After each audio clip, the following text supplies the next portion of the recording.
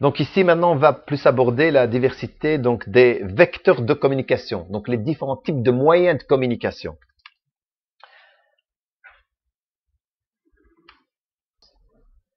Donc chaque personne a une intelligence propre et dispose d'une mémoire qui peut être, c'est vrai, hein, parce que chacun est différent. Je vous l'ai dit, hein, chaque fois, il y a des trucs peut-être qui se répètent dans ce que je dis, mais voilà. Visuel. Je sais pas, je suis sûr que parmi certains d'entre vous, déjà, aiment bien le visuel. Donc pensez au visuel. Pourquoi je vous dis ça? J'ai déjà vu des profs qui donnent la leçon, qui expliquent les trucs, qui disent, mais c'est comme ça, enfin, il fait des gestes, mais il n'y a pas, il y a un tableau dessiné, il y a une photo, il faut montrer le visuel. Ne permettez pas à l'enfant d'imaginer. Si vous voulez faire imaginer l'élève, vous pouvez le faire imaginer à condition que vous avez besoin de faire avec eux d'une déduction, quelque chose où ils doivent découvrir. Voilà, ou les faire exprimer. Mais si c'est quelque chose que vous voulez expliquer et vous donnez un mot de vocabulaire et la photo elle est devant vous, mais vous essayez de lui dire c'est le truc qui est comme ça là, vous donnez, je sais pas moi, vous simulez et eux doivent imaginer, ils peuvent passer à côté de la bonne réponse, croire à autre chose que la bonne réponse, d'accord? Donc les visuels a de l'importance. Verbal.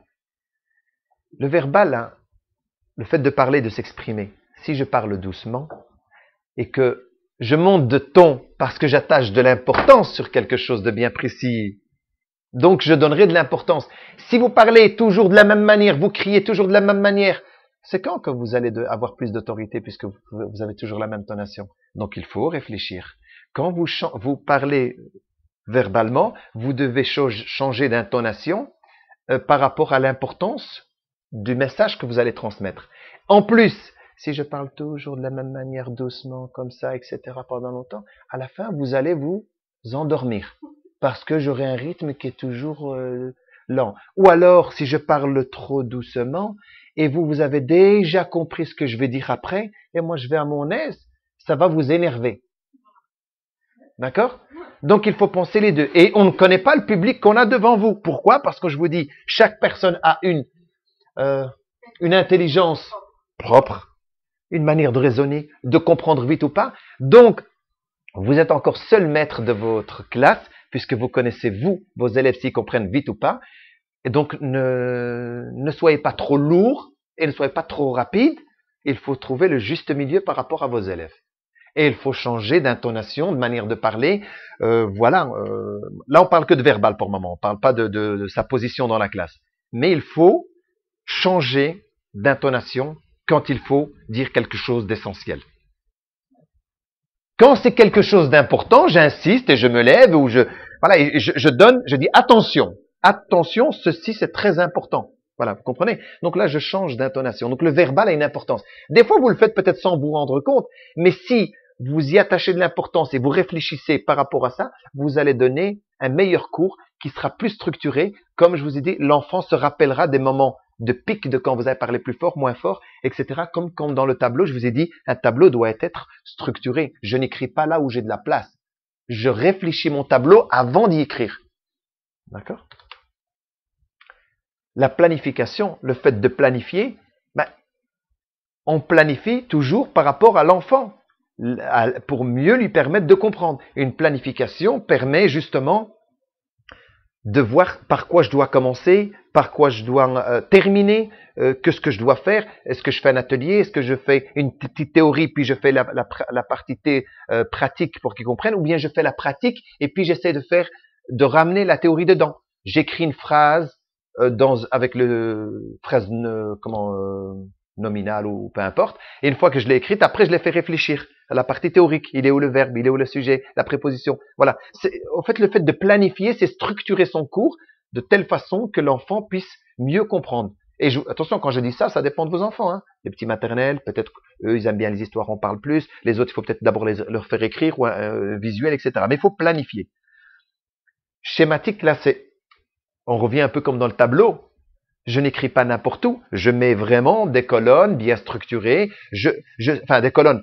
Ça peut être des colonnes invisibles. Quand vous vous éloignez, vous voyez bien qu'il y a des colonnes invisibles parce que vous avez aéré les différentes colonnes ou les différentes lignes.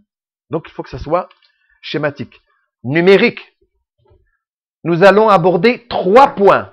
1, 2, 3. Le fait de numéroter, l'enfant se dit qu'il y aura 3 points qui vont être visuels. Je donne pour exemple, l'année dernière, j'avais dit, quand vous voulez donner votre cours, vous savez ce que vous allez donner comme cours.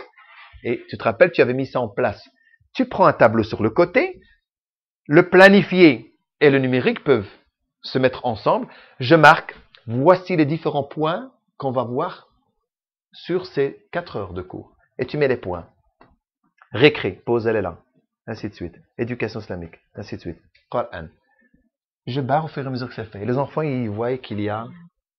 Ils voient la matière, ils voient où ils sont arrivés. Parce que, quelque part, l'enfant, sans se rendre compte, il a fait un plan du cours et il sait le temps que ça prend. Ah, on n'a plus que ça et puis c'est la petite pause. Magnifique. Voilà. Donc, je m'avance. Vous pouvez utiliser une partie du tableau pour ça. C'est possible.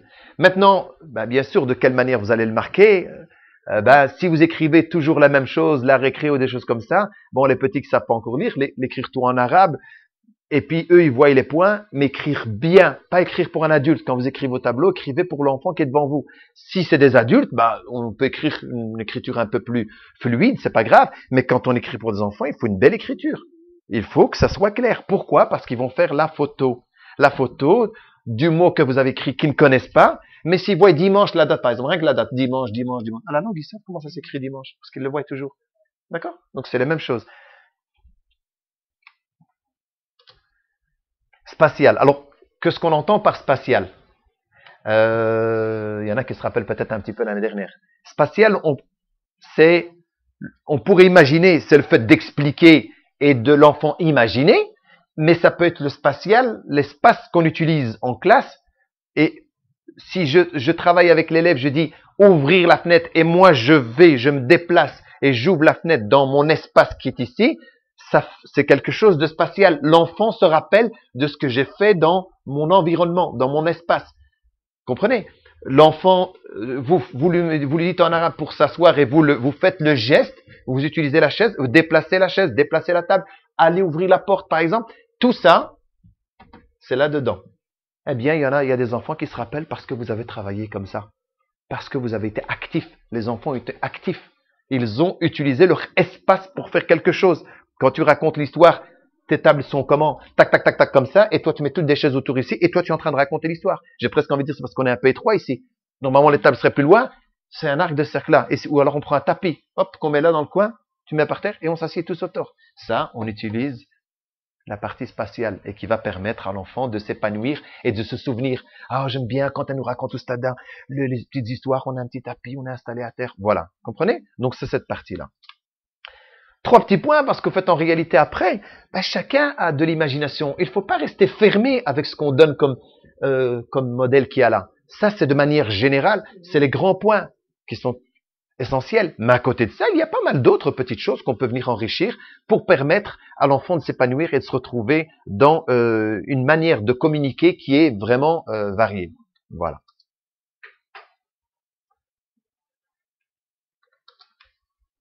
Donc, pour avoir plus de chances d'accrocher son interlocuteur, pour faciliter la compréhension d'une matière, pour répondre aux besoins de la mémorisation, alors il est conseillé de quoi? Donc, vous voyez, tout ce qu'on a vu avant, et maintenant on a ces 3 grands points ici, et à l'intérieur, il est conseillé de quoi? Eh bien, d'utiliser plusieurs techniques de communication du savoir. Ce que je vous ai cité tout à l'heure, c'est quelques techniques. Mais à côté de ça, vous pouvez en rajouter. Pourquoi? Parce que ça dépend de l'âge des enfants que vous avez, de la difficulté de l'enfant. Il y en a qui sont pénibles, il y en a qui ne sont pas pénibles. Donc, il faut aller dans le sens, comment on dit, voilà, dans le sens, en tout cas, de ce que l'enfant a envie. Et vous constituez votre cours dans ce sens-là. Automatiquement, vous ne pouvez que leur donner le goût de ce cours, puisque vous connaissez vos enfants et vous allez dans le sens de leurs envies. Mais vous le constituez en tant que cours. Voilà. Par exemple, ce qu'on faisait, le petit pendu. Est-ce qu'il y en a qui l'ont fait cette année? Petit pendu. Eh bien, le petit pendu, il y en a qui ne connaissent pas le petit pendu. Donc, le petit pendu. Voilà. Le pendu, Donc, c'est vous utilisez le petit pendu comme ça, et vous allez mettre votre petit mot qui contient, je ne sais pas, un nombre de lettres. Et puis, bah, les enfants vont commencer à jouer. Chacun va dire, vous pouvez dire par exemple, si vous avez envie de dire, bah, en arabe, vous dites par exemple, c'est quoi le sujet, ou alors vous ne dites rien, et ils vont commencer à dire une première lettre. Si ils disent le bas et qu'elle n'est pas dedans le bas, vous dites, bah, vous allez écrire la lettre le bas, et vous allez mettre la tête du bonhomme. Donc il a faux. D'accord? Et ainsi de suite. Si par exemple on dit Alif, bah ok, on va dire qu'Alif est là. Je sais pas, j'ai mis n'importe quoi, je sais pas. Hein. Donc Alif c'est bon. Donc il a pas de corps ni rien. Je rajoute rien du tout pour le petit bonhomme. Et ainsi de suite. Donc on peut faire deux équipes comme ça. Et on pourrait mettre une colonne de celui qui met ses points. Par exemple, celui-ci, c'est celui qui a dit le groupe numéro 1. De ce côté-ci, c'est le groupe numéro 1, par exemple. Ça, c'est le groupe 1. Et ici, je vais mettre, par exemple, le groupe 2. Pour voilà, le groupe 2. Et là, un autre qui va me dire, par exemple, la lettre ça. Il n'y a pas. Voilà, il a perdu. Et ainsi de suite. Et puis, on voit un petit peu jusque quand ils ont trouvé le mot. Et quand s'ils ne trouvent pas le mot chaque fois qu'ils font une erreur, on descend. Hop, hop, hop. Il a tout. Donc, ça lui donne 1, 2, 3, 4, 5, 6 possibilités. Maintenant, si on veut mettre une petite fille, ben, hop, et hop, hop, voilà. D'accord? Et donc, mais ça, vous pouvez décider. Vous avez que des petites filles, vous voulez faire le, voilà. Ou bien on choisit, on fait une fille ou pas. Si on fait une fille, ben, on a plus de chance. Parce qu'on a encore 3 chances en plus. Voilà. Et donc, à ce moment-là, ben, vous faites, et quand le mot est terminé, il est écrit. Et après, ça veut dire quoi? Et puis, vous mettez la traduction en dessous. Et ça, c'est un petit jeu simple. Mais bon, il existe plein d'autres ateliers, mais c'est un petit jeu comme ça, le pendu. Donc, chacun essaie de dire un mot, on lève le doigt. Alors, ils vont aimer faire les mots des vocabulaires que vous avez vus. Maintenant, attention, on peut faire la même chose avec un texte, hein, parce que c'est un mot. Mais on pourrait imaginer que le mot, on pourrait mettre un texte avec plusieurs trous, et voilà, on pourrait imaginer. Et comment ça met des trous, on essaie de trouver les mots qui sont pas affichés, on essaie de dire. Et chaque fois qu'ils disent un mot, on marque le mot. Ah, c'est pas bon celui-là. Voilà. Voilà. Et on peut faire comme ça. Et on peut faire même deux. Là, c'est à vous de voir l'imagination. Vous pouvez imaginer deux bonhommes, un gauche, un droite pendu. Pour le groupe 1, le groupe 2, il y a deux mots différents. Chacun intervient là, et on verra quel est le premier qui va trouver son mot. Un mot qui est pour le premier groupe, un mot pour le deuxième groupe, ou troisième groupe. Il peut y en avoir 3 peut-être, hein, c'est possible. Hein. Voilà. Ben ça, je suis déjà rentré dans des classes qui ont fait des choses comme ça, magnifiques. Hein. Quand ils ont, quand ils étaient là en groupe comme ça, à droite et à gauche, et ils faisaient des concours comme à la télé, c'est magnifique. Hein. Ils sont, ouais, non, moi, là. Ils s'amusent très très bien. Et quelque part, ils retiennent la matière.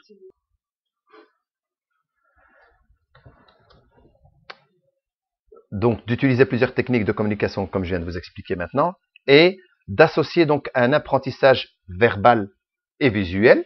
Donc, on met les deux ensemble. Schématique et synthétique.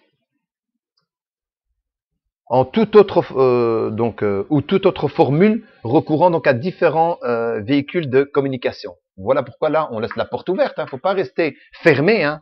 Ça veut dire que vous pouvez avoir des idées qui seraient magnifiques. Et c'est pour ça que dans le cadre du cours de pédagogie ici, c'est intéressant. Quelque part, des fois, il y a des échanges.